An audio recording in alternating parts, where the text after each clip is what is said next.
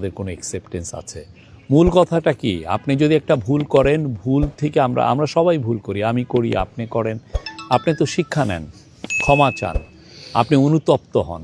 তাদের আপনি এই যে 17 মাস হয়ে গেল, হ্যাঁ, এই 17 মাসের মধ্যে তারা কোনোবার কেউ বলেছে অনুতপ্ত হয়েছে?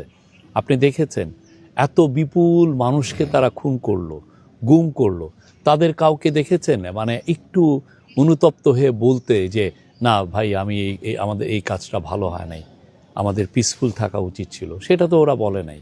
তারা এবং ওরা তো বলেই নাই, বরঞ্চ আপনি দেখেন তারা তাদের যে সমস্ত নেতাকর্মী বাইরে চলে গেছে, তারা এমন হেন কোনো মিথ্যা নাই বলতেছে না, বলতেছে 3000 পুলিশকে মেরে ফেলা হয়েছে। তারা বলছে যে এই যারা এই আন্দোলনটা করলো, যে এই ছেলেমেয়েরা, লাখ লাখ ছেলেমেয়েরা, এরা সব জঙ্গি। আপনি এইগুলো জঙ্গি বলে পুরো পৃথিবীরকে তারা দেখাতে চাচ্ছে যে এদেরকে মারতে হবে। তারা আরও ভয়ঙ্কর সমস্ত কথাবার্তা বলছে। তো এই জন্য তাহলে বাংলাদেশের মানুষ তাদেরকে নিবে কেন? কোথাও নিবে না।